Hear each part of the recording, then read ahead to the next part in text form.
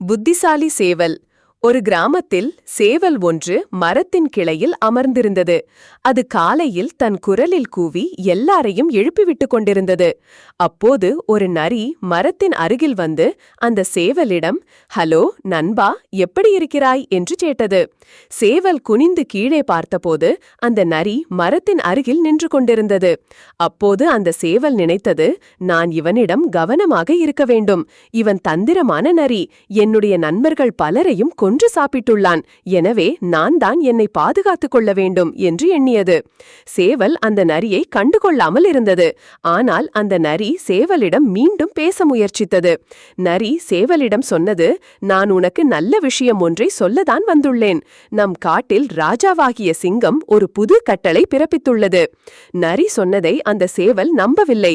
ஆனாலும் அது என்னவாயிருக்கும் என்று தெரிந்து கொள்ள ஆர்வமாக இருந்தது. அப்போது சேவல் நரியிடம், சரி, மகாராஜா என்ன கட்டளைதான் பிறப்பித்துள்ளார் என்று கேட்டது. அதற்கு நரி சொன்னது, இந்த காட்டிலுள்ள நாம் அனைவரும் ஒன்றாக நண்பர்களாக பழக வேண்டும்.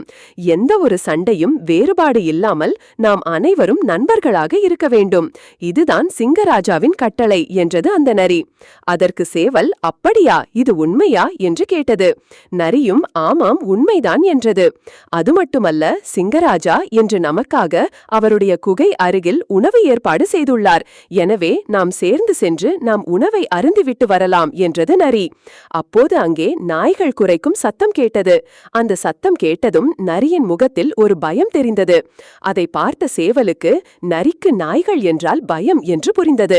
நாய்கள் எப்போதும் நரியை பார்த்தால் விரட்டி கொண்டே இருக்கும். அதனால் நரிக்கு நாய் என்றால் பயம். நரி சேவலிடம் சொன்னது, நண்பா, நீ மரத்தின் கிளையில் தானே இருக்கிறாய். அருகில் ஏதாவது நாய் தென்படுகிறதா என்று கேட்டது. சேவல் சுத்தி முத்தி பார்த்தது. அங்கே எந்த நாயும் இல்லை. ஆனால் நரிக்கு ஒரு பயம் காட்ட வேண்டும் என்று எண்ணிய சேவல், ஒரு கூட்டமாக நாய்கள் இங்கேதான் ஓடி வந்து கொண்டிருக்கின்றன என்றது. அதை கேட்ட நரியோ, அப்படியா, அப்போது நான் இங்கே இனிமேல் இருப்பது சரியில்லை என்று பயத்தில் ஓட ஆரம்பித்து விட்டது. நரி மிகவும் வேகமாக பயந்து ரொம்ப தூரம் ஓடிவிட்டது. அப்போது சேவல் நரி ஓடுவதை பார்த்து சிரித்துக்கொண்டே இருந்தது. நீதி, அடுத்தவருக்கு தீமை நினைத்தால் அது நமக்கே தீமையாக வந்து முடியும்.